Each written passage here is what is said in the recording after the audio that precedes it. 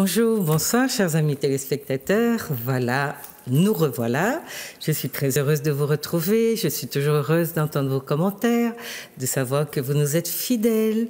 Et puis j'espère que ça va continuer tant que moi je pourrai continuer. Alors aujourd'hui, en avant-première, on remercie Zouk TV malgré ses difficultés qui nous permettent de continuer à vous parler, à vous informer. Et puis, voilà, chercher des sujets, des problématiques de société qui nous font réfléchir même quand c'est difficile. Alors, je veux vous rappeler que Zouk TV a lancé un appel de fonds. C'est une télé dont nous avons absolument besoin et donc la station a lancé un appel de fonds pour que vous l'aidiez à se maintenir. Donc voilà, vous voyez souvent défiler sur Zouk TV un bandeau qui vous donne le lien et le site où vous pourrez faire vos versements, ou alors vous pouvez aussi déposer vos chèques dans les mairies, etc. Donc informez-vous et puis voilà, moi je pense qu'on est concerné par cette problématique-là, en tout cas la difficulté que traverse Zouk TV. Et si nous voulons un peu de diversité, un peu de liberté d'opinion, un peu de liberté de pensée, eh bien il nous faut préserver l'existence de Zouk TV. Donc voilà, n'hésitez pas, vous faites ce que vous voulez, un don à votre mesure en fonction de vos capacités. Et puis voilà, peut-être que ça nous permettra de continuer à nous rencontrer par Zouk TV, par l'intermédiaire de Zouk TV. Voilà. Donc cet après-midi, voilà, on est de toutes les façons dans les problématiques, ou cet après-midi, ou si vous regardez l'émission ce soir, eh bien, nous sommes préoccupés par un échange de mails ou de messages WhatsApp qui ont ciblé, visé certaines communautés qui vivent aux Antilles, en Guadeloupe en particulier. Et nous avons pensé que l'enjeu était assez important pour que nous en parlions, et de la manière la plus franche qui soit, parce que les Indo-Martiniquais, Guadeloupéens et les Afro-Martiniquais et Guadeloupéens sont un seul peuple depuis les conditions dans lesquelles ils ont été mis ensemble dans le creuset de la plantation. Et nous pensons qu'il n'est pas bon du tout de laisser se développer certaines polémiques entre ces deux composantes, quel que soit ce que nous avons individuellement à nous reprocher ou à reprocher aux uns et aux autres. Donc cet après-midi, j'ai deux invités qui ont dirigé une association qui s'appelait Association culturelle Martinique-Inde, et qui ont accepté donc d'échanger sur cette problématique, mais on vous tiendra au courant avant des raisons qui nous ont fait réagir. Je vous souhaite donc de passer un bon moment avec eux d'abord, et puis de ne pas hésiter à nous interpeller, à nous écrire, à téléphoner à Zouk TV pour faire part de vos remarques. De toutes les façons, nous allons continuer à réfléchir sur cette thématique parce que les personnes de Guadeloupe concernées n'ont pas pu être dans l'émission cet après-midi. Voilà. Je vous souhaite beaucoup de plaisir et surtout, gardez votre esprit critique. N'hésitez pas à dire ce que vous pensez, puisque nous sommes assez bâillonnés, et que l'une des raisons pratiques, c'est de nous donner cet espace avec Zouk TV de réflexion franche et ouverte. Donc, voilà, faites de votre mieux aussi pour venir en aide à Zouk TV. À bientôt avec mes invités. Voilà, donc je reçois M. Michel Ponama. Bonsoir. Bonjour. Michel Ponama. Alors, je ne sais pas, vous étiez le premier président fondateur de la société, de l'association Martinique-Inde. C'est exact. Bonjour, Mme Svelda, bonjour, chers téléspectateurs. Nous avions, en 1983, pris cette initiative de contacter un ensemble personnes, et je dis de personnalités aussi,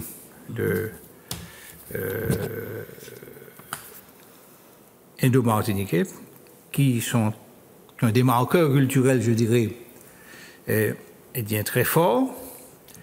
Et nous avions suggéré la possibilité de créer une association qui aurait une double fonction. D'une part, faire l'inventaire de ce qu'il y a comme patrimoine d'origine indienne, et deuxièmement, voir comment ce legs puisse être mis en partage au sein de la société martiniquaise et, en allant plus loin, et antillaise, et même dans les diasporas indiennes.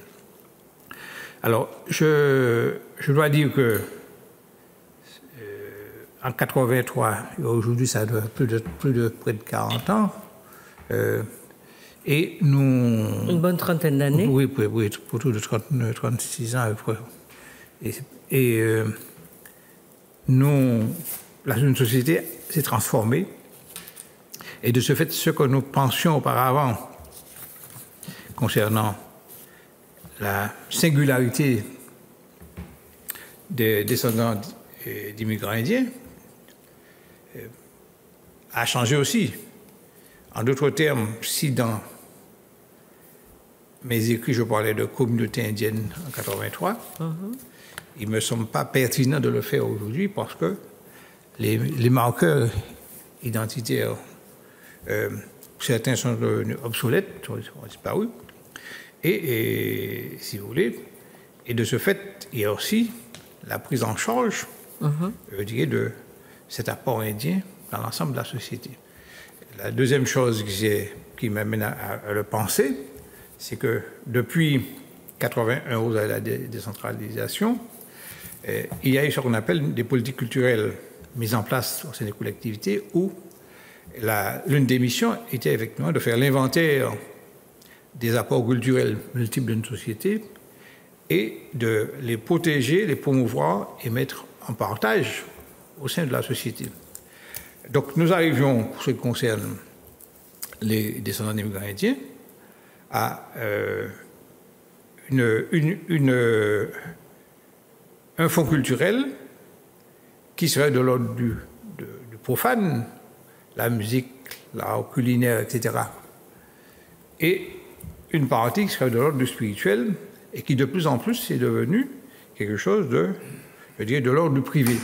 Donc une société démocratique qui fonctionne bien sûr au poste des lois, c'est valable pour tous, faire en sorte qu'il y ait un domaine du privé et un domaine du public. Et de plus en plus, nous sentons très bien que l'action culturelle dans notre pays, l'identité culturelle martiniquaise, qui est une identité complexe et d'origine indienne, afro-martiniquaise, africaine, européenne, autre, cette action culturelle est à dégager évidemment des considérations religieuses des uns et des autres. Alors, on va entrer dans plus de détails tout à l'heure. Ce qui nous intéresse en premier, c'est d'abord que vous vous présentiez, que vous disiez... Moi, je vous ai présenté comme un ancien président d'une association qui s'appelait donc Association culturelle martiniquaine, qui s'appelle toujours, mais vous n'en êtes plus le président, Association culturelle martiniquaine. Mais aujourd'hui, vous êtes président d'une autre structure. Hein? Oui. Voilà. Alors, et est-ce que vous voulez dire aussi qui vous êtes, ce que vous avez... Alors, bon, je suis un simple Martiniquais. Disons, du point de vue professionnel, j'ai été au service de l'éducation nationale et des conséquences de l'éducation publique dans notre pays, comme enseignant puis comme proviseur. Et bon, je me suis beaucoup intéressé aussi à la littérature, c'était un peu ma formation de base, prof de lettres. Et donc j'avais produit un roman qui s'appelle Dérive de Josaphat, qui est publié chez L'Harmattan. Voilà, chez L'Harmattan, en 91. Et c'est, si vous voulez, l'errance d'un vieil Indien, ou d'un vieux coulis, comme on dira, dans l'espace de l'habitation. Donc, si vous voulez, c'est un lieu que je connais parce que c'est une habitation. Et Donc je pouvais très bien voir à peu près ce que c'est comme société, espace colonial, et quelles sont justement les formes d'aliénation qui sont à l'œuvre dans cette vie sur l'habitation, travail ou autre chose, et qui font que, immanquablement, ces traces, ces séquelles restent dans notre société, et pourvu qu'on en soit un bon observateur. Alors, on va voir la répercussion de certaines de ces traces sur nos mentalités, mais avant, on va écouter monsieur, donc Antoine Nicole. Alors, dites-nous un petit peu, donc, qui vous êtes. Vous avez été aussi président à la suite de monsieur Michel Ponama de l'association martiniquaine. Voilà. Donc, je vous ai interpellé sur cette problématique depuis les élections européennes à la suite d'un message de Joël Ursule, et vous avez accepté de venir réagir. Mais d'abord, qui êtes-vous? Présentez-vous aux téléspectateurs. Donc, bonsoir aux téléspectateurs et téléspectatrices de Martinique. Donc, je m'appelle Nicole Antoine. Donc, je suis maintenant retraité. Et j'ai été donc le deuxième président de l'association culturelle Martinique End. Donc j'ai continué le travail commencé par l'équipe de Michel Ponama. Notre souci, c'était surtout de promouvoir la dimension indienne dans la culture martiniquaise, puisque dans cette société-là, la culture des dominés, entre guillemets, c'est-à-dire les afrodescendants et les indo-martiniquais. Indo-descendants et afrodescendants. Oui, et comment dire, n'apparaît pas au quotidien. Et c'est une culture, à mon avis, bâillonnée. Et grâce au travail effectué par le député Aimé Césaire, qui a promu donc la dimension africaine, nous, de notre côté, avec nos faibles moyens, nous avons tenté de faire apparaître, de faire connaître la dimension indienne. Et donc, je suis assez content de ce que nous avons fait, notre équipe, parce que vous aussi, Madame Smiralda, vous faisiez partie de cette équipe. Nous avons fait connaître cette dimension-là. Nous avons pu permettre aux Martiniquais d'origine indienne de connaître leur culture et d'être en paix avec eux-mêmes, puisque n'oublions pas qu'ils ont été pendant longtemps l'objet de mépris. Alors c'est vrai dans les deux îles, Martinique et Guadeloupe, mais sur le plan professionnel, vous étiez dans quel domaine? Parce que vous avez dit que vous êtes à la retraite. Oui. Oui. Alors, j'ai travaillé à la sécurité sociale pendant une bonne trentaine d'années. Ce que j'ai accompli avec, enthousiasme, parce que je considère que la sécurité sociale est un organisme qui joue un rôle très important dans la société martiniquaise. Et un acquis dont toutes nos composantes bénéficient, il faut le savoir, parce que ceux qui ont lutté pour ces acquis-là n'ont pas forcément, ne sont pas passés à la postérité de la manière qu'on lui souhaitait. Donc il faut souligner que nos luttes sociales, elles sont aussi un facteur, une raison de considérer que nous avons une société dont nous devons nous occuper et que parfois nous avons des luttes à mener qui ne sont pas nécessairement celles qui se mènent actuellement. Alors je vais vous dire l'objet de notre rencontre d'aujourd'hui. Il y a donc sur WhatsApp un message de Joël Ursule qui circule. Je vais vous le lire, il n'est pas très long, mais je voudrais dire à Joël que je connais, que j'ai reçu sur ce plateau, que j'apprécie beaucoup son travail, mais que l'enjeu du débat que pose sa déclaration est beaucoup trop important pour nos sociétés, pour la paix sociale dans nos sociétés, pour que nous fassions l'autruche au sujet de son positionnement et des réactions que son positionnement a provoqué, d'autant que certaines de ces déclarations, enfin dans l'ensemble de son message, choquent.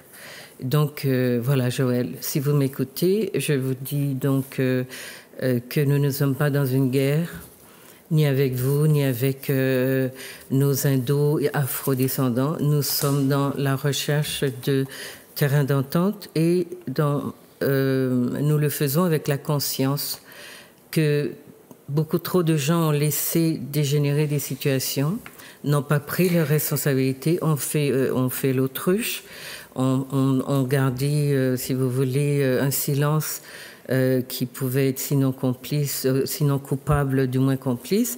Et de ce fait, nous allons nous prononcer cet après-midi sur votre message et sur la réponse que vous a envoyé ou qu'ont publié deux Indo-Guadeloupéens, Olivier Mounsami et Élie Chitalo. Donc, chers téléspectateurs, voilà, nous allons partager avec vous ces contenus-là et essayer de démêler ce qu'il y a à démêler, parce que notre souci, c'est, comme l'avaient fait d'ailleurs certains Guadeloupéens, deux Guadeloupéens, c'était d'œuvrer pour la paix sociale. Et s'il y a des guerres à mener, je ne suis pas sûre que ce soit entre indo et afro-descendants qu'il faille la mener, parce que ce sont deux composantes fondatrices avec des différences sur le plan historique en termes de date, parce que le groupe des afro-descendants ou des Africains de Martinique et de Guadeloupe, comme on veut,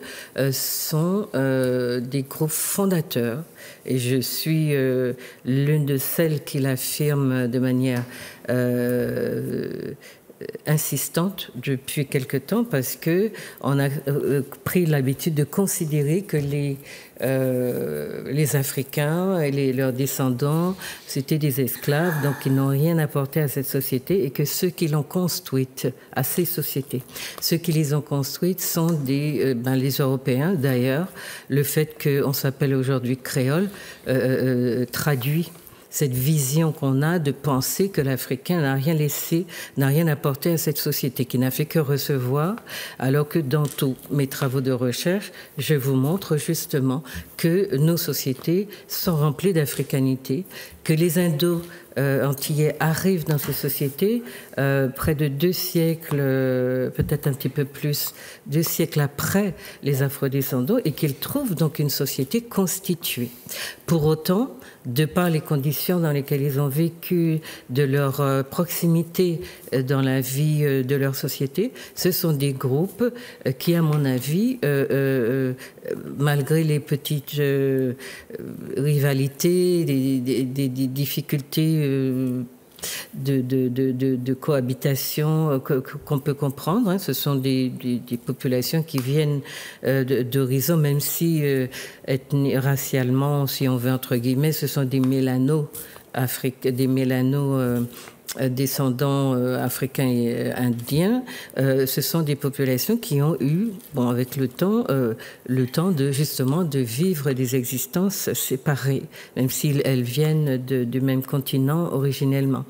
Donc, nous ne voulons pas laisser se développer ce type de propos, et nous voudrions donc partager avec vous ce qui est le contenu donc de cette du message de Joël Ursule. Donc je vous le lis, vous l'avez peut-être reçu sur WhatsApp.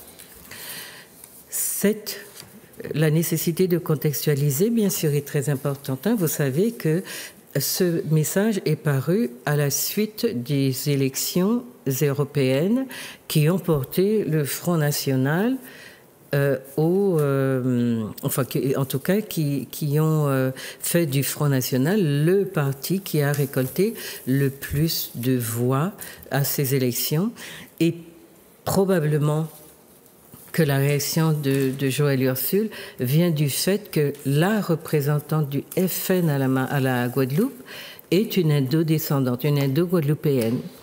Donc, de là à faire l'amalgame ou d'étendre à tous les Guadeloupéens d'origine indienne le choix de cette personne, eh bien, je crois qu'il n'y a eu qu'un pas que Joël a franchi, mais il faut que nous soyons prudents parce qu'on n'a jamais accusé, même si on pense qu'il y a complicité, on n'a jamais accusé tous les Italiens d'être des Mussolini ou tous les Allemands d'être des hitlériens, tous les Espagnols d'être des franquistes, tous les Français d'être des pétins, pétinistes. Vous voyez, c'est quand même... donc il y a quelqu'un, effectivement, qui décide voilà, de s'allier au Front National et... Voilà. En quoi cette décision engage l'ensemble des Indo-Guadeloupéens? Parce que vous allez voir aussi, nous allons travailler, réfléchir un peu sur le concept de communauté. Les Guadeloupéens, qui sont un groupe bien plus, en effectif, plus nombreux que les Indo-Martiniquais, ne se définissent pas en termes de communauté et les Indo-Martiniquais non plus. Il n'y a pas de communauté indienne dans nos pays et je vais essayer de vous expliquer ce que sont ces communautés. Lorsqu'on parle de communauté, de quoi est-ce qu'on parle exactement sociologiquement? Donc voilà ce que dit Joël Ursule. Les Indo-Guadeloupéens qui ont voté Front National, là je suis estomaquée parce que contrairement aux afro-descendants, vos parents ont fait le choix de venir travailler ici. Ok, l'État les a oubliés, mais certains ont pu regagner leur pays d'origine des décennies plus tard et les autres sont restés par choix. Bon, on va rester, on va mettre des guillemets sur quand elle évoque la présence des Indos en termes de choix, on va mettre des guillemets parce que l'histoire nous montre qu'il y a eu beaucoup de mensonges comme on en a eu pour les autres, les Africains, etc. Beaucoup de mensonges quand ils n'ont pas été kidnappés, quand ils n'ont pas été enlevés de force, etc. Alors quand vos parents sont arrivés chez nous, voilà, un possessif qui a blessé les Indo-Martiniquais et Guadeloupéens. Ils ne parlaient pas français. Religion et coutumes étaient différentes. Ils étaient comme les Blancs Matignons. Ils vivaient entre eux. Ils ont subi les insultes des afrodescendants, ce que je déplore. Mais l'État a donné des parcelles de terre pour qu'ils restent ici. Ça n'est pas fondé. Les deux personnes qui répondent vous le diront. Ils n'ont pas eu de terre. Ils ont été à la terre exactement dans les mêmes conditions que les descendants d'Africains. Personne n'a manifesté pour que vous partiez. On ne vous a pas agressé physiquement. Les Noirs n'ont jamais demandé le départ des Indiens. Nous avons aujourd'hui une grande et prospère communauté indienne. Et aujourd'hui, voilà, le mot communauté est prononcé. Et aujourd'hui, certains d'entre vous enragent contre les étrangers de la Caraïbe. Incompréhensible. Ils ont la mémoire courte. Alors, je ne sais pas s'il s'agit des communautés caribéennes, afro-caribéennes. En tout cas, voilà, une phrase très ambiguë. Et d'autre part, quand elle nous dit les Noirs n'ont jamais demandé le départ des Indiens, moi j'aimerais que nous réfléchissions aussi sur le pouvoir que nous avons de dire ou de faire une réalité dans notre pays, dans nos pays. Parce que vous savez bien que nous sommes dans des pays colonisés et que, voilà, que nous le voulions ou non, nous pensons, nous respectons, nous revendiquons beaucoup de choses auxquelles nous n'avons pas accès parce que c'est le pouvoir central qui décide quand même. Pour finir, un petit message à la représentante donc du Front National, je crois que ça s'appelle RN aujourd'hui. C'est quoi, République quoi? C'est Rassemblement National. Rassemblement National. Alors, si sa famille était restée en Inde, donc en parlant de cette personne qui représente le Front National ou le Rassemblement National en Guadeloupe, si sa famille était restée en Inde, vu sa couleur de peau, elle ferait partie d'une caste. Elle serait certainement une intouchable. Méditation recommandée pour comprendre. Donc, ça nous demande aussi de comprendre l'histoire de l'Inde, entre autres, parce qu'aujourd'hui, on a des personnes qui sont foncées de peau et qui sont des brahmanes, ce qui représente la caste la plus élevée. Donc, il ne faut pas jouer non plus avec autant j'allais dire... d'imprécision sur ces notions-là parce qu'elles sont dangereuses. Donc il y a des insultes qui ponctuent chaque réflexion.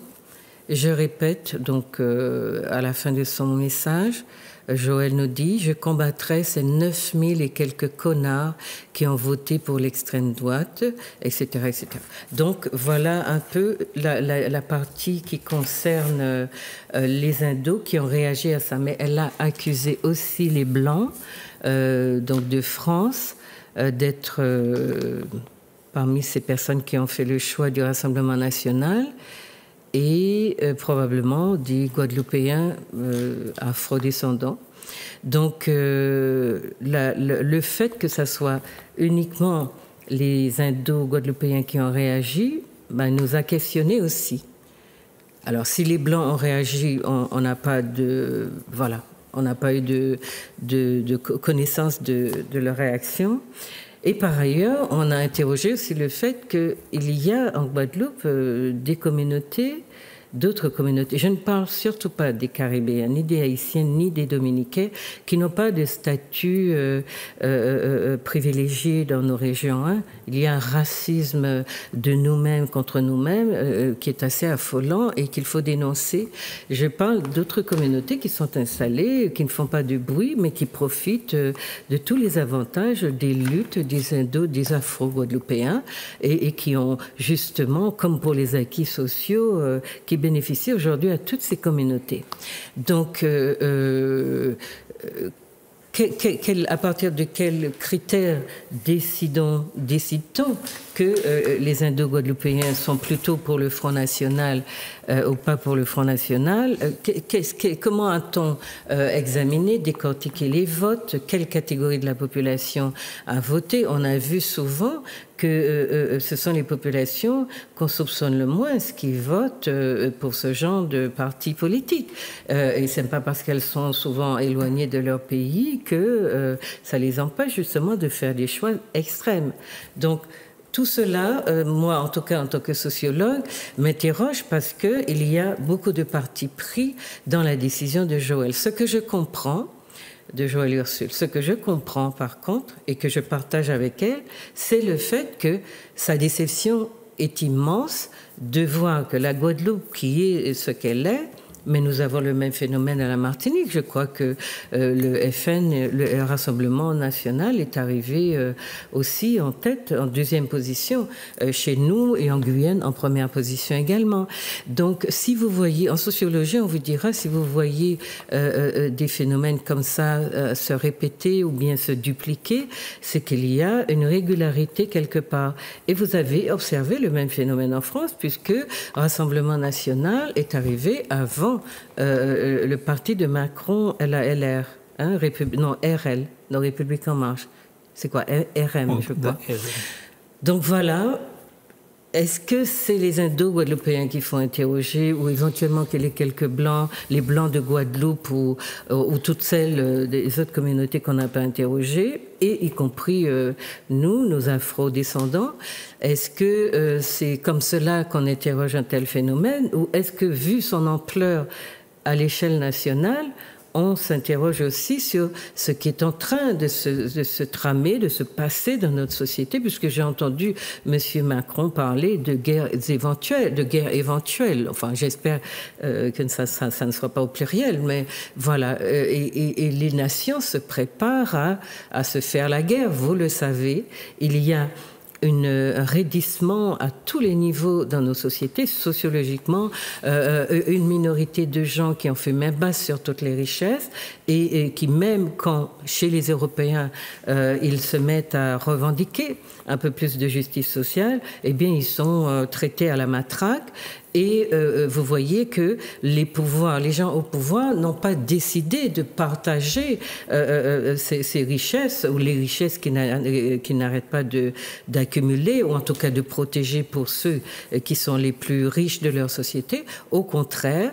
Et donc les inégalités étant absolument, on va dire, exponentielles, les peuples souffrant de souffrances qui sont quand même depuis plus d'une cinquantaine d'années qui étaient beaucoup plus atténuées et qui donnent le sentiment que nos sociétés sont dans une crise insoluble.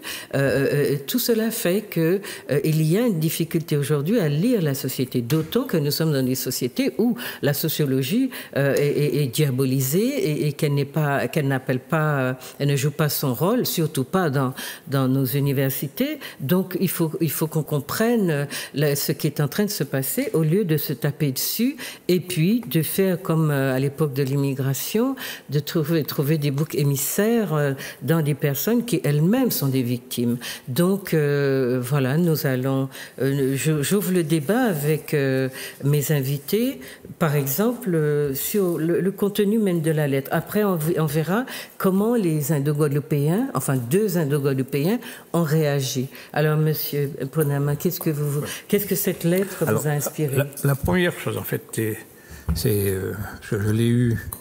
J'en ai eu connaissance sur les réseaux sociaux. Hein, oui, WhatsApp. Oui. Et en fait, la première chose, ça commence par une injure, un juron. Alors, on est déjà dans une situation qui n'est pas de l'ordre de la rationalité, de la réflexion, mais de l'ordre de la passion.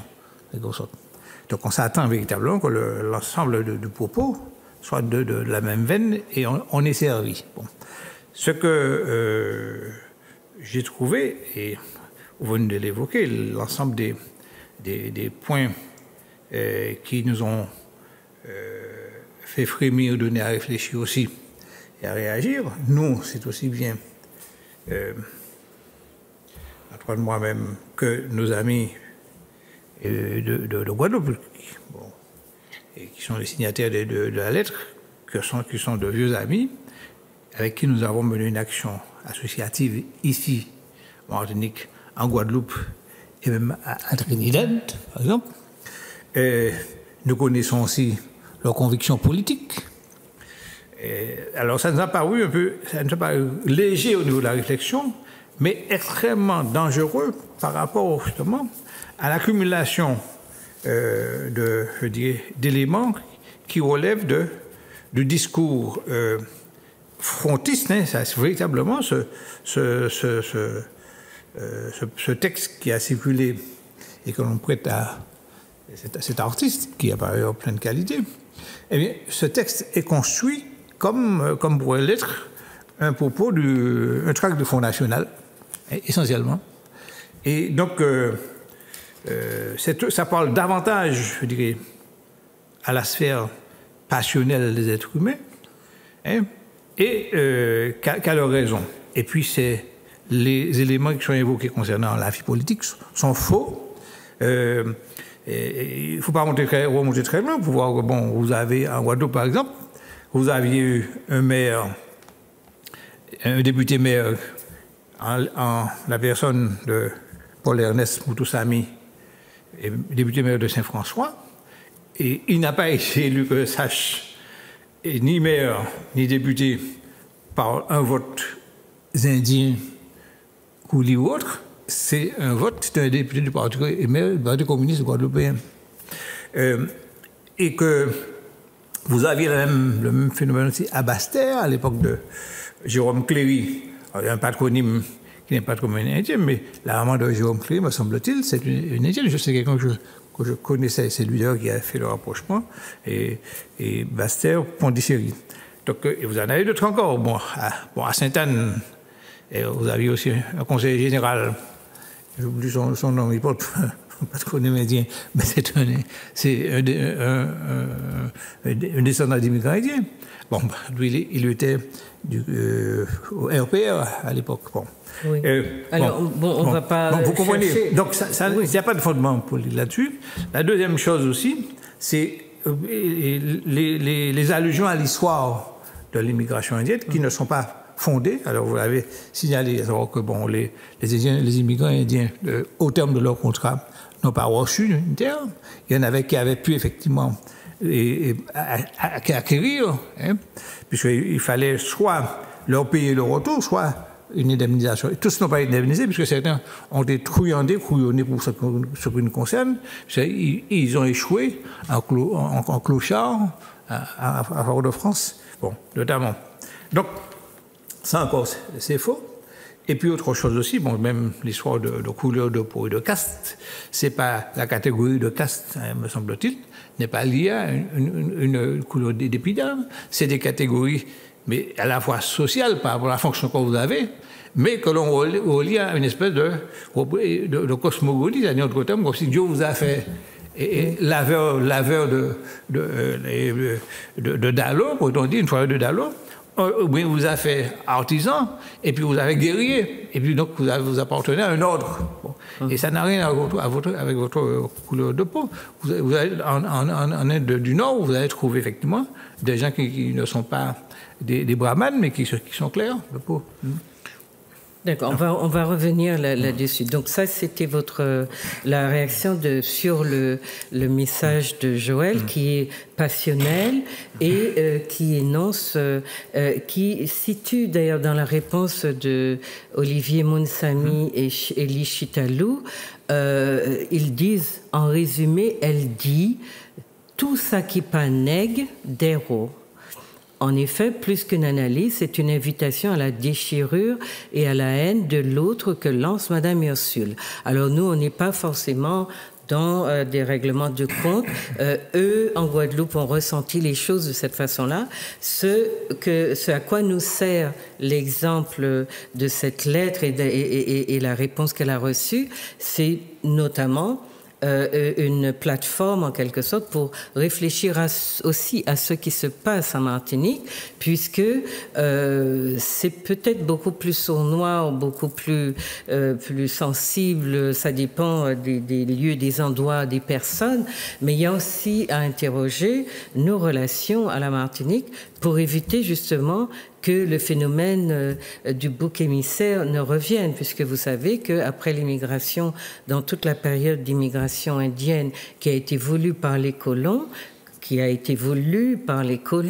les Indiens ont véritablement servi d'instrument à leur politique d'annihilation de la volonté des Africains, de leurs descendants, d'entrer dans le salariat, et on leur a véritablement fait jouer leur rôle de concurrents. Et c'était écrit donc dans des ouvrages des travaux que j'ai menés.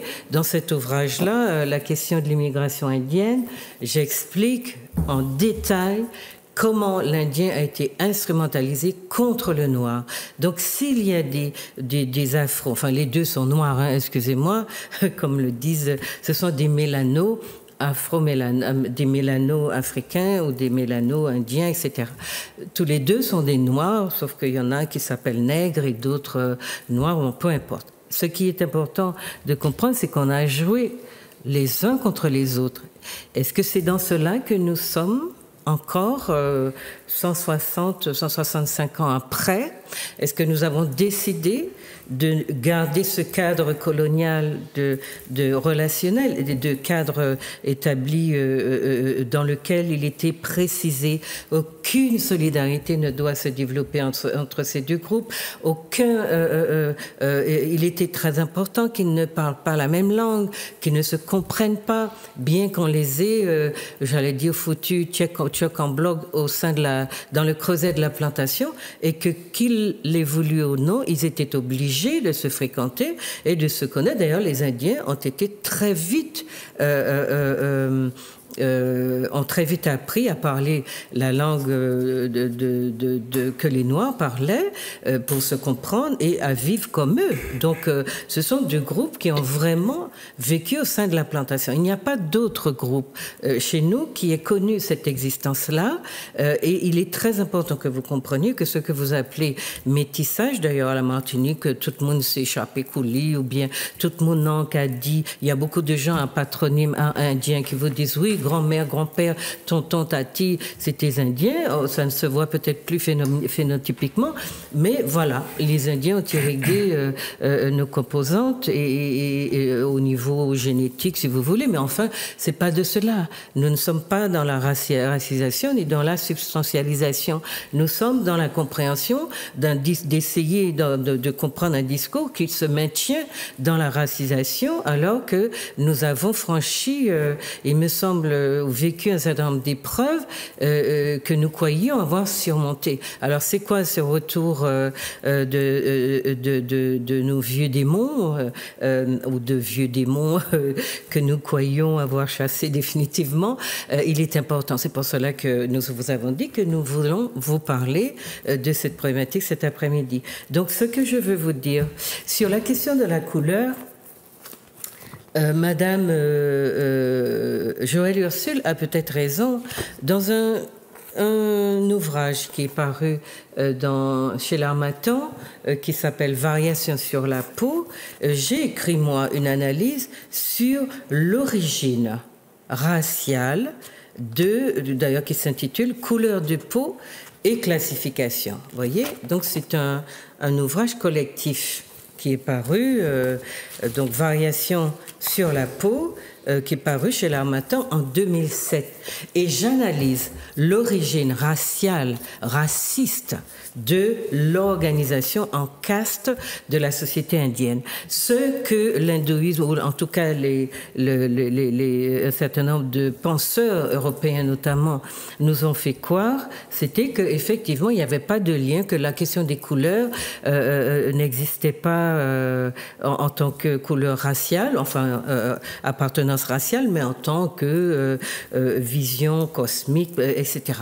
Non, quand on entre dans l'histoire, depuis l'invasion des Grecs de Alexandre le Grand en Inde, la société indienne a été extrêmement racisée et justement on a un dégradé de couleur qui correspond au nombre de gouttes de sang noir qu'on a pu relever ou qu'on a cru relever dans les veines. Alors c'est un discours qui est peut-être nouveau, mais il y a une réalité dans la société indienne qui est que effectivement l'essentiel des castes supérieures sont à peau très claire, qu'aujourd'hui il y a une politique d'évacuation de toutes les peaux foncées et peaux noires. Cela ne signifie pas pour autant que vous n'allez pas trouver chez les brahmanes ou dans certaines castes supérieures des noirs, des indiens noirs, c'est-à-dire à peau noire. Mais aujourd'hui, toutes les problématiques qui sont circonscrites autour du blanchissement de la peau chez les Indiens, et qui est un phénomène de plus en plus remarqué et remarquable, ce phénomène-là est lié à cette racisation de la société indienne qu'il ne faut pas nier. Donc, quand Madame Ursule dit ce qu'elle a dit, vos parents, si vous étiez en Inde, vous seriez intouchables. Non, ça n'est plus vrai, mais c'est vrai que les intouchables sont essentiellement les autochtones indiens que les envahisseurs ont refoulé au pied du sous-continent, puisqu'ils l'appellent sous-continent, en tout cas dans le pays tamoul, dans le Tamil Nadu, et qu'ils ont traité effectivement comme des pouilleux, donc en leur enlevant pratiquement leur civilisation et en les empêchant d'exister dans la dignité sur leur propre terre. Donc il y a une histoire de l'Inde à connaître, parce que nous verrons peut-être avec Monsieur Antoine Nicole, qui a des exemples à raconter, ce qu'on reproche aux Indiens dans plusieurs sociétés caribéennes, parce qu'il y a eu des guerres civiles entre Surinamiens, Afro et Indo. Il y a eu, à Trinidad, il y a une situation tendue dans d'autres régions du monde. Alors, il y a peut-être une tendance à la Jamaïque. Je sais que c'est très difficile d'être indien aussi. Donc, il y a peut-être des tentatives de transposition sur les Antilles, enfin Guadeloupe, Martinique, de situations qui existent par ailleurs dans la Caraïbe ou qui existent dans l'Inde. En Inde, les Noirs ne peuvent pas dire qu'ils sont reçus à bras ouverts. Il y a beaucoup d'Indiens qui sont, de Noirs, qui sont persécutés, et tout cela maintenant passe par les réseaux sociaux et nous crée peut-être dans nos têtes certaines formes d'amalgame. Mais il faut bien que nous soyons conscients que nous formons maintenant des entités qui ont des dynamiques propres. Il ne s'agit pas de plaquer sur nos sociétés, parce que les réseaux sociaux sont ouverts aux 80, de plaquer des réalités sociologiques sur nos sociétés qui ne sont pas. Il y a vraiment un effort de part et d'autre de nos communautés de vivre, d'assurer un vivre ensemble résilient et apaisé, même si, comme je vous le dis, sur le plan privé, on peut entendre des choses qui sont blessantes encore aujourd'hui, quel que soit l'effort qu'on fait pour être dans un autre discours que dans un discours, on va dire, racisant ou racialisant, comme vous voulez. Donc, est-ce que, je sais que vous l'avez lu plus tardivement, Monsieur Antoine, qu'est-ce que vous en avez pensé du texte de Madame Ursule? C'est-à-dire que quand j'ai lu ce message sur WhatsApp, j'ai été vraiment attristé parce que pour moi, Madame Ursule représente toujours, une artiste de valeur qui a souvent pris position pour la défense des afro-descendants. Et donc, c'est dire que la coexistence entre afro-descendants et indo-martiniquais reste encore fragile. Je me rappelle que lorsque l'association culturelle Martinique se constituait, nous étions allés voir avec Michel Bounama, le maire Aimé Césaire. Et un grand visionnaire, un grand homme d'une grande intelligence, il nous avait dit: faites attention de ne pas éveiller les vieux démons du racisme. Alors que nous venons pour dire que nous sommes une partie intégrante de cette société.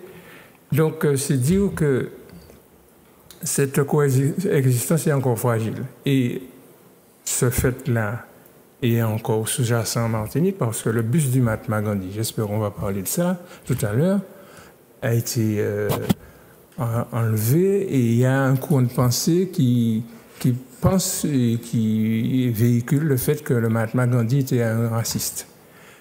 S'agissant de ce... On va revenir sur Gandhi tout à l'heure, puisque c'est quand même important. Et ça, c'est le cas de la Martinique. Oui. On essaye d'élucider d'abord... D'accord. Donc, ce message-là, à mon avis, peut avoir des conséquences désastreuses pour le reste de la population. Parce que Joëlle Ursule, c'est une personnalité. Oui, de la culture, du monde de la culture. Donc, quand elle dit « chez nous », je trouve ça dangereux. Ça veut dire que les Indo-Martiniquais et les Indo-Guadeloupéens ne sont pas chez eux.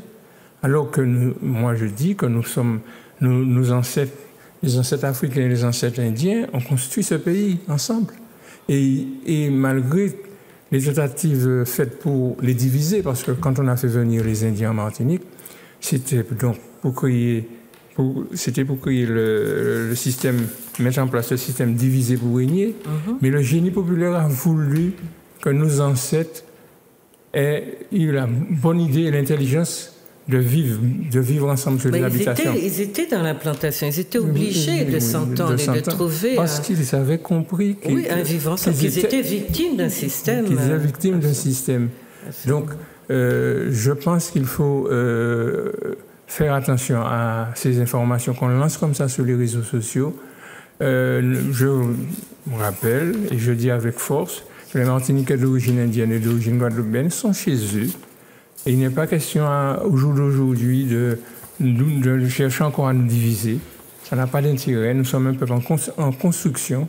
Il faut au contraire tout mettre en œuvre pour que nous fassions peuple. D'accord. Alors, chers amis, nous avons...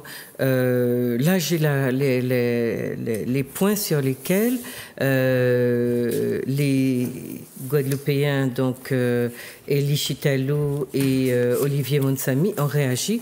C'est long, donc si vous voulez avoir le texte complet, faites-en la demande, on peut vous la mettre à disposition. Sinon, je vais juste évoquer les grandes lignes. Alors, ce sur quoi ils ont réagi.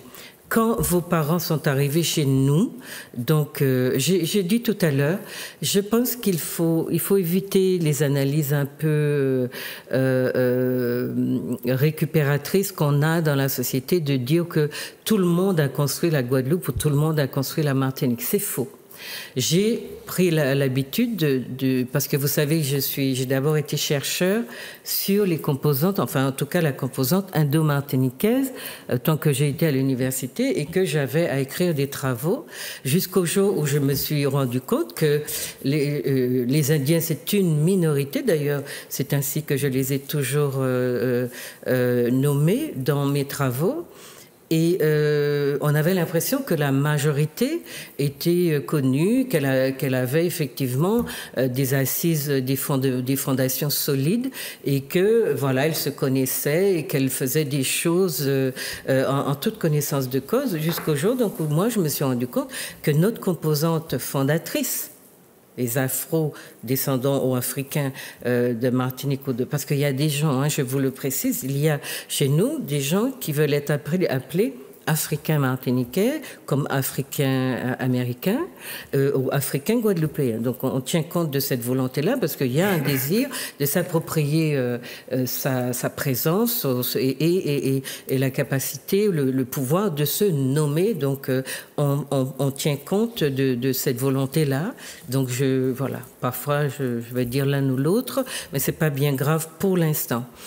Ce que j'étais en train de vous dire, c'était qu'il y a dans la construction d'une société, et la polémique elle est exactement comme ça pour l'Égypte antique, où les Blancs sont en train de nous dire que c'était des métis qu'il y avait en Égypte antique, et pour enlever toute, si vous voulez, toute participation des Noirs africains à la construction de la société égyptienne. C'est dangereux parce qu'il y a, j'allais dire, une évolution chronologique dans l'histoire des peuples qu'on peut suivre. Et quand nous parlons de nos sociétés antillaises, il y a bien deux groupes fondateurs, même si on n'a jamais présenté les Africains ou les Afro-descendants comme un groupe fondateur, c'est un groupe fondateur. Et ils sont là donc avant tout le monde. Et tout ce qui a constitué, avant toutes les autres composantes, tout ce qui a constitué, j'allais dire, la sphère domestique sans que ça soit méprisant ou dévalorisant, c'est-à-dire toute la vie du peuple, sa culture, ses échanges, sa manière de concevoir son existence, sa spiritualité, etc.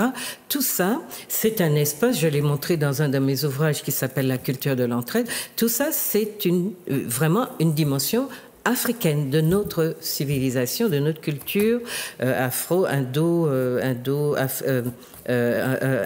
antillaise, afro et indo. Maintenant, il se trouve que dans la chronologie, dans la façon dont nos sociétés ont été peuplées, il se trouve que près de 200 ans, non, 200, donc près de 2 siècles après, arrive une autre composante qui, elle, va être versée dans des conditions de vie qui sont celles des Africains. On a beau dire qu'ils avaient des contrats de travail, etc. C'est vrai, mais il ne faut pas non plus la faire d'amalgame, parce que les Indiens n'ont pas été, comment vous dire ça, dévalorisés ou déshumanisés comme l'ont été les Africains. Et ça marque une différence. Il est très important qu'on comprenne et qu'on garde présent à l'esprit cette dimension-là.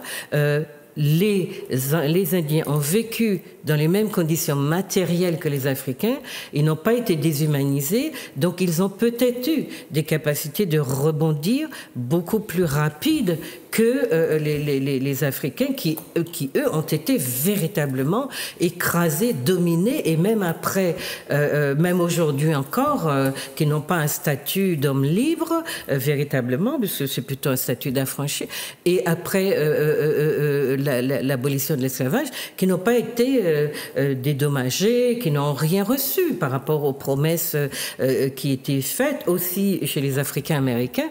Voilà, les promesses de distribution de terres etc. n'ont pas été... donc les Africains n'avaient rien pour démarrer. C'est important qu'on le comprenne. Et donc, quand on va faire des rapprochements, on le fait. Mais quand Madame Ursule dit ce qu'elle dit, elle est dans quelque chose qui exclut totalement cette composante indienne d'une certaine construction de la société, des sociétés antillaises. Et c'est en cela, cette façon d'exclure qui est violente, qui blesse ceux qui sont là. Mais sur le plan historique, chronologique, je pense qu'il faut qu'on évite un certain nombre d'amalgames. Quand on dit tout le monde a construit, il y a une société qui est fonctionnelle lorsque les immigrants, les Blancs, les Indiens en premier, même s'ils ont continué à la construire, les Blancs et toutes les composantes juives, libano-syro-libanaises, dont on ne dit rien, mais qui sont des composantes actives, hein, qui sont des gens agissants de nos sociétés, eh bien, quand ces gens-là arrivent, la société est constituée. Ils entrent dans ce moule et ils bénéficient de tous les acquis qui sont très souvent le résultat de luttes de nos aînés afrodescendants et bien après, comme je le dis, je tiens à marquer ce temps-là indo-descendant, puisque vous allez voir dans les grandes luttes septembre 70, les 16 de Basse-Pointe et puis beaucoup d'autres grandes luttes sociales, les Indiens ont été absolument présents, même s'il y a eu des tentatives de dire qu'ils ne se sont jamais mêlés, qu'ils n'ont pas pris part aux luttes sociales à la Martinique. C'est faux. Donc on n'est pas en train de dire que là on a des héros et là des anti-héros. On est en train de lire l'histoire, de dire l'histoire et de rester honnête par rapport à la façon dont nos sociétés se sont structurées. Voilà. Donc ça, c'est une chose. Et quand nos amis réagissent en disant, vous nous dites, en fait, tout ça qui panègue d'erreur, quand vous dites, vous êtes arrivé chez nous, la Guadeloupe, c'est à nous, c'est pas taillot, revient, disent nos deux, ceux qui ont écrit, qui ont répondu. Le chez nous est très symptomatique de son état d'esprit et de celui de certains qui considèrent que la Guadeloupe, c'est payer un nègre tout seul. Bon. Je ne sais pas quoi faire de cette présentation-là. Je ne l'aurais pas. C'est pas comme ça que j'aurais forcément répondu à cette dimension de la remarque de Madame Ursule.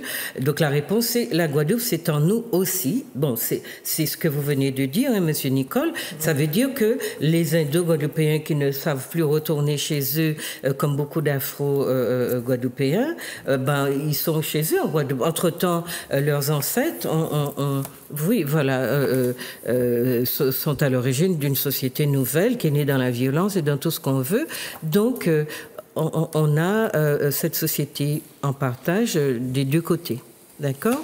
Le chez nous, donc, ça peut beaucoup blesser des gens qui, eux, ne se disent pas « j'ai un autre ailleurs, j'ai un autre pays, mais j'ai des racines ailleurs ». C'est pas la même chose. Et c'est parce que je me suis rendu compte que on a privé les Africains, les Afrodescendants de toute racine que je me suis mise à porter ma recherche sur notre composante africaine, sur nous qui sommes absolument dans l'africanité aussi. Donc, je découvre que la question des racines, elle ne concerne pas seulement les indo-descendants, mais également les afro-descendants, à qui on a empêché, on empêche encore l'accès à soi. Et le combat qu'on a à mener, c'est vraiment celui-là. Donc, c'est pas de créer du communautarisme, mais se dire que chaque peuple a droit à ses racines et qu'on ne peut pas lui dire « tu es devenu créole en 2 temps 3 mouvements ». Et être créole, ça veut dire être un magma dans lequel on ne reconnaîtrait plus d'où on vient et on ne revendiquerait plus une racine. Comment aucun peuple non noir vivant dans nos régions n'est empêché de vivre dans ses racines, qu'il soit juif, qu'il soit afro-syro-libanais, qu'il soit colons, qui sont eux-mêmes là depuis 300-400 ans. Personne n'est empêché de vivre dans ses racines. Et donc, c'est aux minorités dominés qu'on demande d'oublier leurs racines et de devenir créoles. Donc moi, mon travail a consisté, dans un premier temps, à chercher nos racines, même si aujourd'hui nous disons il ne s'agit pas d'aller vivre dans ces racines qui parfois ne nous reconnaissent pas beaucoup. Il s'agit de dire que nous avons, dans toutes ces difficultés-là, créé une société ensemble avec un décalage dans le temps. Et pour moi, ce décalage est important. Les Africains dans nos sociétés sont absolument déterminants dans la construction de ces sociétés. Ensuite, elle dit langue guadeloupéen, voilà, donc vous parlez créole, etc. Et eux, ils répondent, c'est grâce aux Indo-Guadeloupéens que la langue créole a été préservée, parce que c'est vrai, elle a été parlée du fait qu'ils étaient dans l'agriculture, dans les champs, ils l'ont préservée, c'était des ruraux plus que des citadins, et cette langue a été préservée parce que eux la parlaient beaucoup, ce qui est vrai. Même si aujourd'hui on a un retour de la langue. D'ailleurs, on sent bien combien les Guadeloupéens sont imprégnés de leur langue. Et ça, c'est aussi un apport culturel africain que les Guadeloupéens ont préservé. Les Indo-Guadeloupéens ont préservé aussi, même s'ils n'en sont pas les inventeurs. Maintenant, on trouve des mots indiens, bien sûr, dans la langue, comme dans la langue allemande, vous avez au moins 30% de mots anglo-saxons. Dans la langue, dans les langues européennes, vous avez énormément de mélanges. Pourquoi on n'aurait pas ça dans nos pays qui sont aussi composites? Ensuite, ils vivaient entre eux, les gens répondent. Nous précisons simplement que s'il peut s'agir d'union intercommunautaire, il n'est nullement question de consanguinité. Posons-nous la bonne question de savoir ce qui a provoqué ce repli sur soi. Les Indiens ont été ghettoisés, ostracisés, vilipendés, ignorés jusqu'à un passé très récent, et nous en savons quelque chose à la Martinique, puisque les choses se sont passées de la même façon. Est-ce qu'on va dire pour autant que ça n'a pas existé parce qu'il faut que dans le vivre ensemble, tout soit beau, tout soit gentil? Non, il y a eu beaucoup de conflits, notamment dans le vécu au quotidien de ces composantes, mais ce que disait M. Antoine, toutes ces difficultés ont été surmontées. Il y a plus ou moins de résilience. Il y a des gens qui ne pardonnent pas. Moi, j'ai rencontré un artiste martiniquais, qui était absolument virulent, en me disant les Indiens sont des racistes de Martinique, parce que un de ses amis sortait avec une Indienne et a eu des difficultés avec les parents de son ami, et je peux vous certifier qu'il y a des cas comme cela. Plus les Indiens sont issus de castes, puisque vous venez d'une société extrêmement racisée, plus les Indiens sont issus de castes avec des valeurs, vous verrez, ça n'a pas nécessairement de connotation raciste, mais on doit épouser quelqu'un de sa caste, on doit rester dans la race, se transmettre. Ça n'est pas comme chez nous où voilà, nos descendants sont de plus en plus blondes aux yeux bleus. Et il faut quand même qu'on comprenne qu'il y a des gens qui ont envie de se préserver dans leur corps et dans leur culture. Chez nous, on nous a appris la dilution et ça a l'air d'être devenu une seconde nature, mais il faut qu'on sache que voilà, ça a des conséquences aussi sur l'existence des peuples. Dans beaucoup de pays, comme dans tout le nord de l'Inde, blanchissé, eh bien, vous avez la disparition d'un peuple qui était tamoul ou dravidien, surtout ceux-là, les dravidiens, qui ont disparu. Voilà. Donc, il y a d'autres réponses auxquelles je veux juste vous souligner. C'était,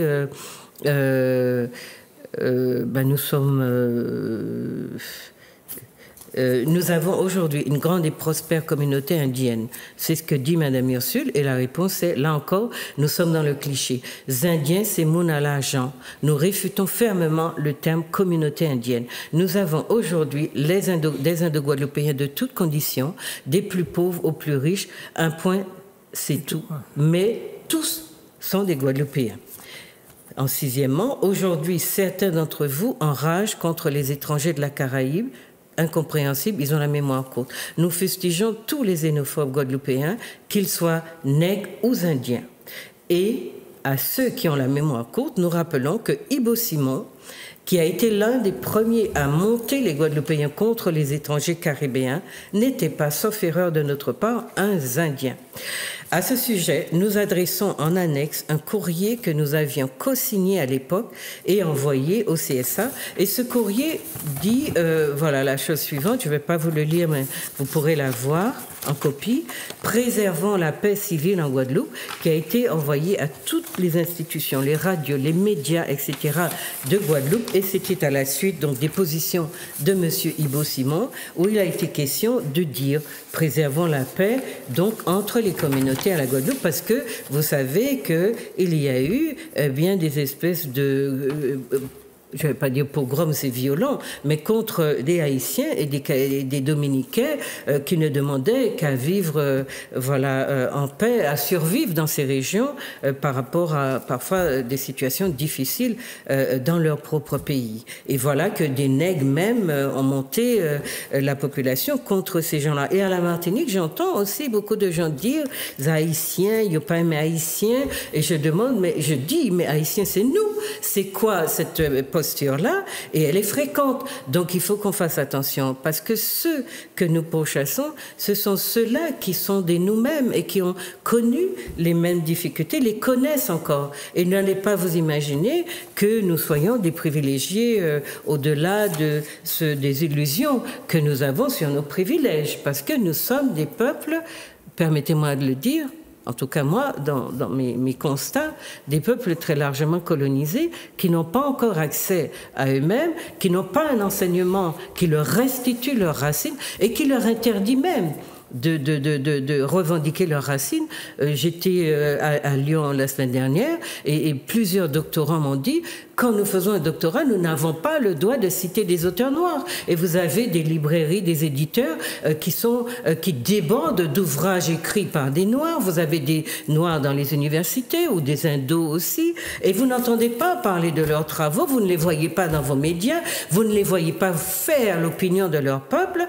Tout est soumis justement à un dictat. N'allez pas me dire que nous sommes plus libres que ça si nos étudiants, nos doctorants n'ont pas le droit de citer des auteurs de leur communauté, entre guillemets, en sachant que nous ne sommes pas dans des sociétés communautaristes comme à l'américaine, bien que, compte tenu du comportement des ghettos blancs à la Martinique, nous pouvons dire qu'il y a des communautarismes qui sont tolérés et d'autres qui sont décriés. Donc, dans des sociétés aussi injustes, nous devons donc essayer de trouver des raisonnements qui soient autrement passionnels et qui mettent j'allais dire en danger un équilibre qui est encore fragile, comme disait M. Antoine Nicole, un équilibre fragile et qui peut basculer effectivement quand nous avons des propos aussi, j'allais dire, déconsidérants pour certaines composantes qui construisent, parce que je vous rappelle que les Indiens ne déportent pas ou ne transfèrent pas leur argent dans un pays qui s'appellerait je ne sais quoi. Ils travaillent, ils sont peut-être riches en Guadeloupe, c'est un problème à régler entre Guadeloupéens, mais l'argent est en Guadeloupe. Les investissements sont en Guadeloupe. Ils enrichissent ce qui est devenu leur pays. Et on comprend qu'ils aient le droit de dire c'est notre pays aussi. Voilà. Donc je vous laisse réagir. Alors, j'ai juste une observation. Enfin, c'est Antoine davantage qui me l'a ramené et aussi inspiré. C'est à partir en fait de Césaire que je dirais qui m'a beaucoup plus apporté que la lecture de Gandiote. Le maître pour moi c'est Césaire. Mm-hmm. Et il nous disait d'ailleurs méfiez-vous de réveiller les vieux démons et vous aurez après la négritude, vous aurez avec son séjournement une sabinitude, une colitude, une latitude, etc. et on ne sortira pas. Et une autre fois, nous échangeons, il m'avait dédicacé un ouvrage et il met l'homme d'une minorité en quête d'universel. C'est-à-dire, son objectif, en quelque sorte, c'est que nous regardions tous l'avenir dans la même direction. Oui. Et d'ailleurs, il exprime, et je reviens souvent à cette citation du cahier où il dit « Comme il y a des hommes hyènes et des hommes panthères, je serai un homme juif, un homme caf, un hindou de Calcutta, un homme de Harlem qui ne vote pas. » Et quand nous sommes allés le voir à la mairie, c'est en 84 à peu près, il y avait Paul Gabot qui nous accompagnait, et bon, j'étais membre du Parti progressiste. Et il nous racontait de ses relations avec les Indiens qui étaient au bureau. Il nous parlait aussi de ses collaborateurs, parmi lesquels il y avait des Indiens, etc. Mais c'était très détendu, et puis ses amis. En d'autres termes, et ce qui ressurgit, c'est voilà à quoi je vais arriver, c'est que j'ai l'impression que nous revenons à un vieux schéma mental qui est imprimé depuis dans notre inconscient, depuis l'esclavage. C'est la perception de la société en taxonomie, en classement selon les couleurs, hein? Le blanc, le demi-blanc, etc. Les degrés de pureté aussi, bon. Et avec aussi en même temps des valeurs et des sous-valeurs. Bon. Et ça ne semble plus fonctionner maintenant, et on va chercher la figure de l'étranger même au sein de nous-mêmes. Voici un cas où maintenant on cherche un étranger en Guadeloupe qui est les Indiens. Bon, alors c'est ça qui est grave. C'est la figure du bouc émissaire. Oui, c'est ça qui est grave, comme il y en avait chez les Juifs, il y avait pour les Juifs, partout. Toutes les sociétés. Les Hutus et les Hutus, etc. Bon. Et ça veut dire, alors voilà, et pour quelles circonstances vous l'aviez signalé, c'est les élections européennes. Les élections, c'est l'offre politique française à laquelle ont répondu de façon différente des courants d'opinion, des courants d'opinion qui sont des Guadeloupéens, ou Guadeloupéennes, des Martiniquais, etc., en fonction de leurs convictions ou de leur insatisfaction, de frustration par rapport au pouvoir. Et non pas, on ne va pas les combattre sur leurs idées, on va tout simplement les tenir pour responsables de la grande contrariété et déception que l'on éprouve, et en les tenant parce qu'ils sont roulis qu'ils ont voté Front National. Or, ils ont tous voté. Hein. Alors, ce qui est encore une aberration. Alors, c'est un degré, je veux dire, de réflexion qui, je m'excuse, est assez primaire et dangereux. On le retrouve aussi ailleurs, hein. Bon, on peut le trouver en France aussi, mais ce n'est pas une raison pour que nous puissions nous satisfaire ça. Il faut combattre ce genre de pensée. Oui, puis nous avons toujours relevé les défis de l'instrumentalisation d'un groupe par un autre. Césaire l'a fait, c'est vrai. On se rappelle même que Césaire et Senghor ont été d'accord pour créer tellement dans leur esprit les Dravidiens étaient des Africains, ou en tout cas issus du continent africain, pour créer un département à Dakar, au Sénégal, un département d'études indiennes. Et Senghor faisait venir des spécialistes, des anthropologues de l'Inde, de l'Inde au Sénégal, et chaque contrat était d'une durée de 5 ans. Et pendant ce temps-là, non seulement le monde indien, dravidien était enseigné, mais les enseignants, les anthropologues indiens faisaient beaucoup de recherches comparatives sur les sociétés indiennes. Et il y a un travail d'ailleurs sur lequel je n'ai pas réussi à mettre la main. C'est une anthropologue qui accompagnait son mari de l'Inde, qui a fait une comparaison entre la culture du Sénégal, la culture domestique, toute générale du Sénégal et du sud de l'Inde, et qui a trouvé énormément de similitudes.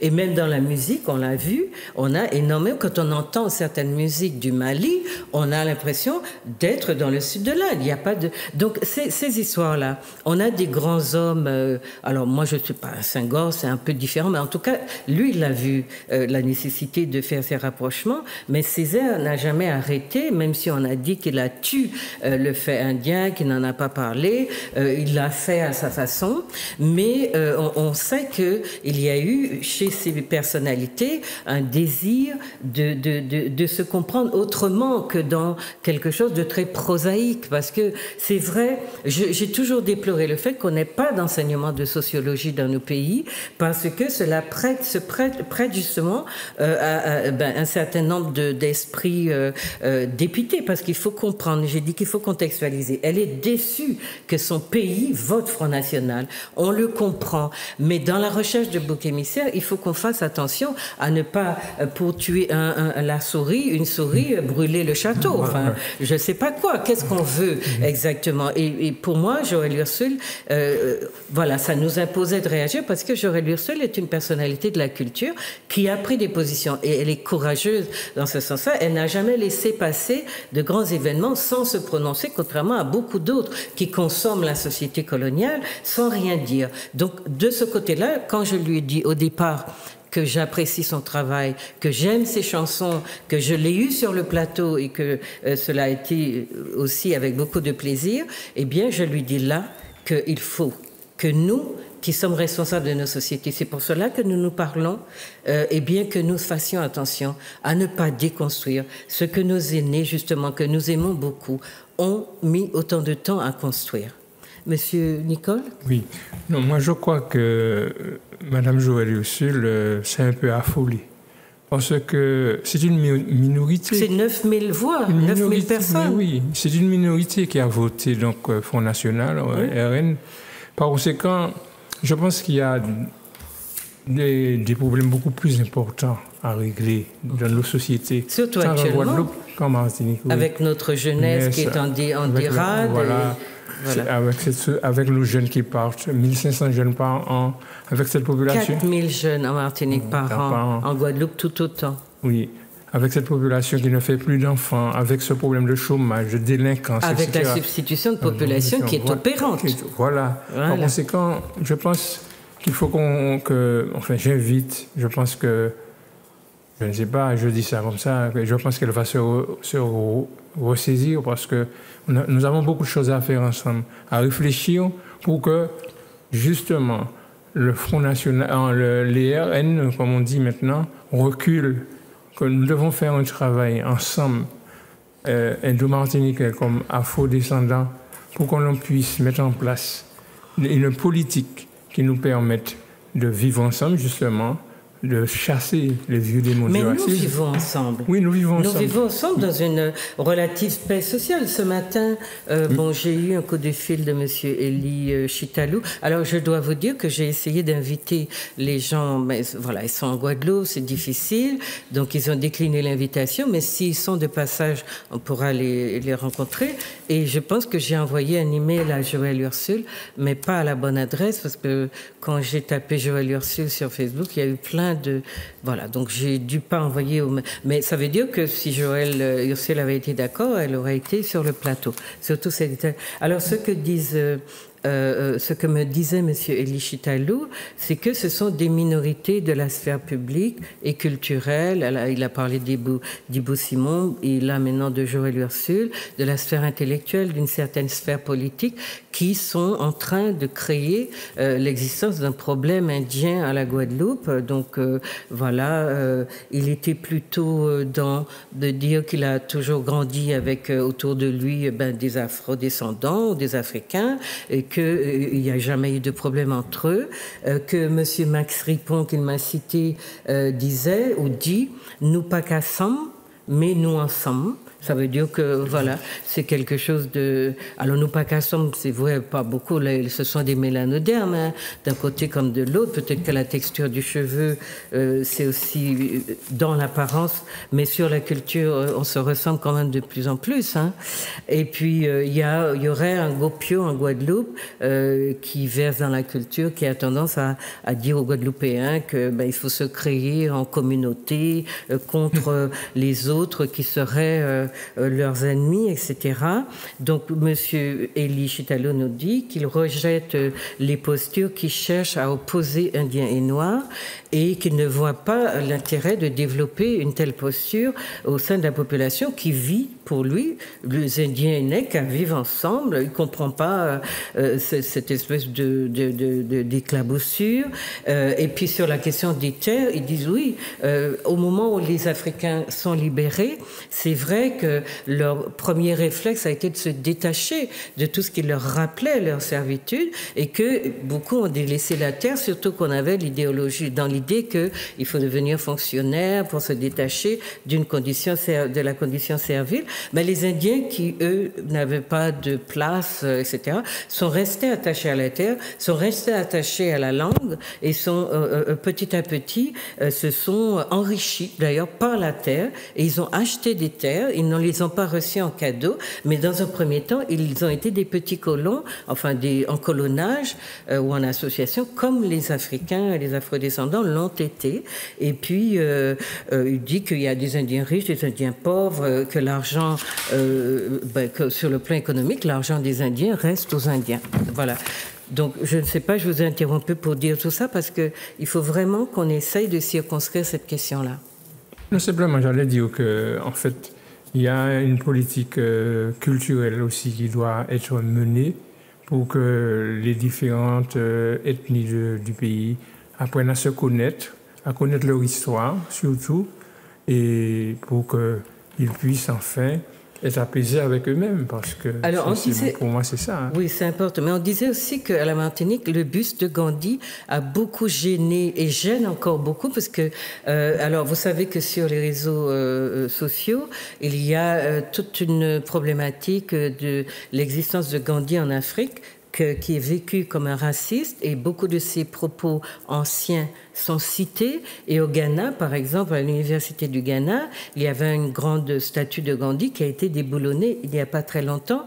Et on a vu sur les réseaux dire qu'il fallait faire la même chose aux Antilles. Je sais qu'en Guadeloupe, il y a eu un problème au niveau de leur... ils ont aussi un buste de Gandhi, je crois. Oui. En tout cas, un symbole. Et puis, à la Martinique, le buste de Gandhi a été déboulonné une première fois. Je ne sais pas pourquoi, pour quelle raison. Et il y a des gens aujourd'hui qui parlent de la nécessité de le déboulonner à nouveau ou de le sortir de là. Est-ce que vous pouvez dire rapidement, parce que malheureusement on nous fait signe que c'est presque fini, nous raconter un peu comment ce buste a été posé là?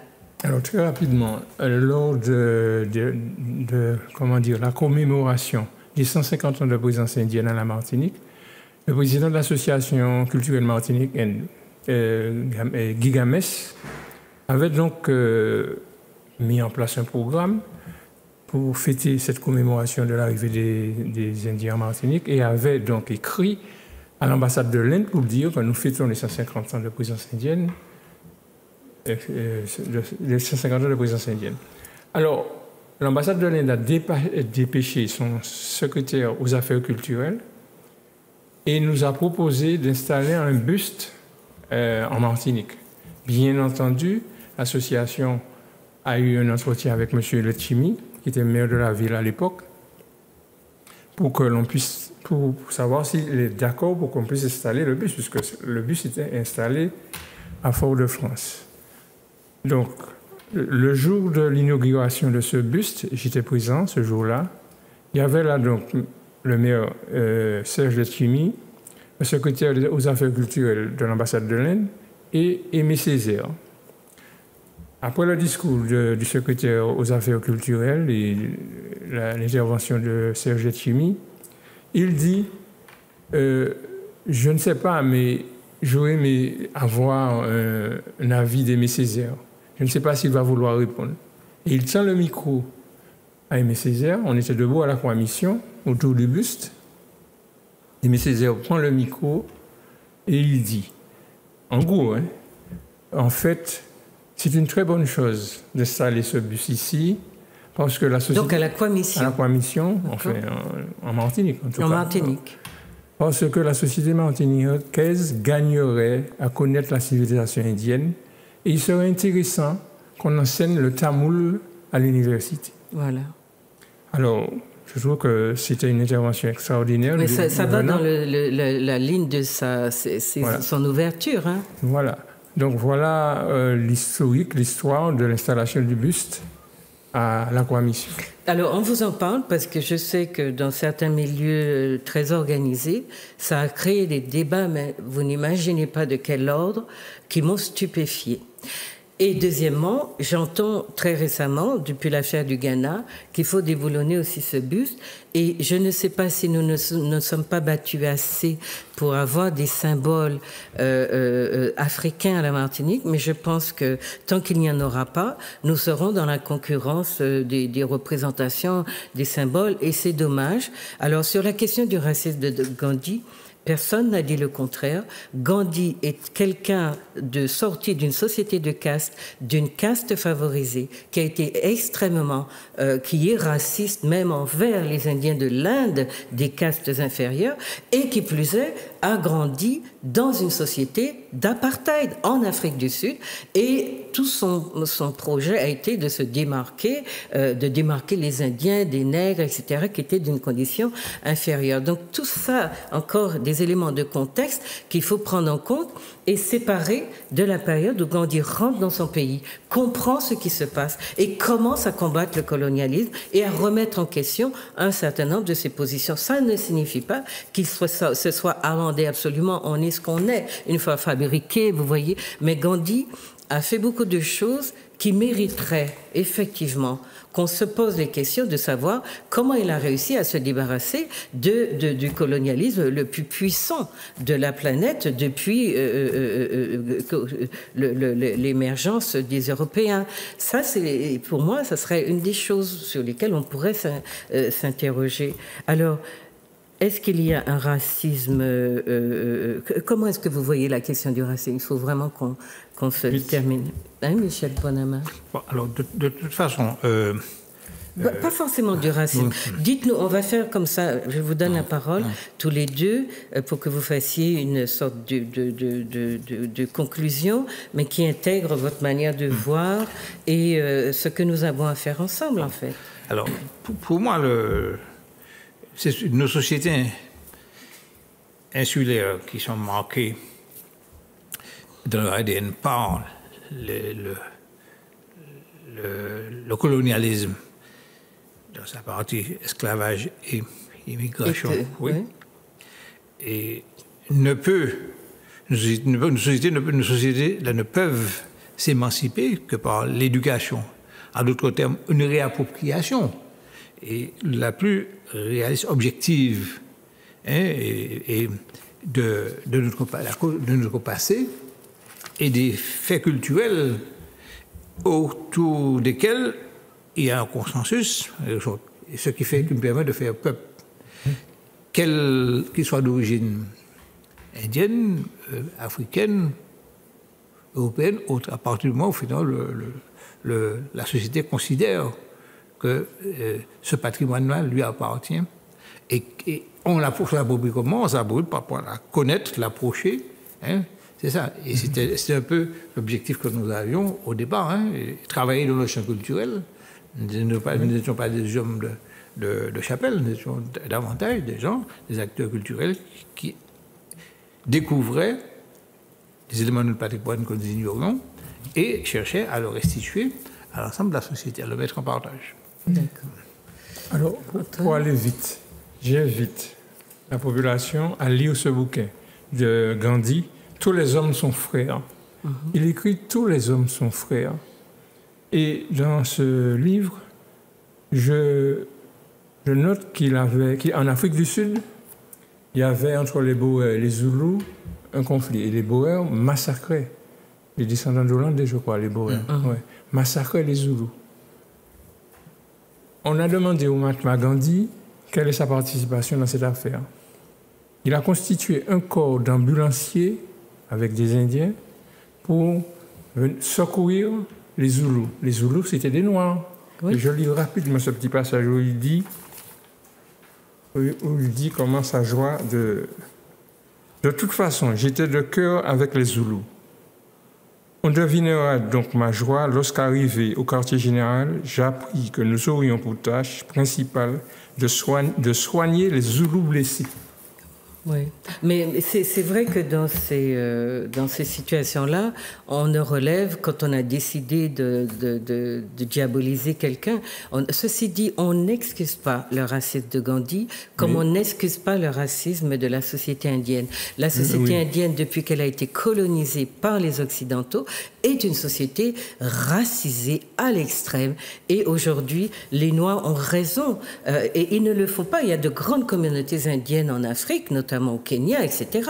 On n'a jamais entendu les Africains prendre je ne sais quel bâton et courir chasser les Indiens. Donc c'est vrai que pour le moment, ça se fait un petit peu de manière unilatérale, mais il faut dénoncer ce racisme de la société indienne qu'on reconnaît, mais comme je vous l'ai dit, pas transposé comme ça de manière tout à fait non sociologique, sans explication claire, des réalités qui ne sont pas celles de chez nous. Il faut faire attention à ça. Et parfois, on est victime de victimes. Et entre minorités, parfois on se tape dessus, alors que la majorité, elle, continue allègrement à jouer la solidarité et à se présenter comme étant la composante sage. Donc moi, avant de vous quitter, puisque vraiment les feux clignotent tellement que je vais vous signaler, là où je raconte véritablement l'histoire des relations entre Noirs et Indiens, et puis aussi Békés. La société, là c'est d'abord l'indo-antillais entre Noirs et Békés et la société martiniquaise entre ethnicité et citoyenneté, c'est-à-dire comment finalement le projet qui est le nôtre, c'est de devenir des citoyens qui ont dans leur espace privé le droit et l'accès à leurs racines.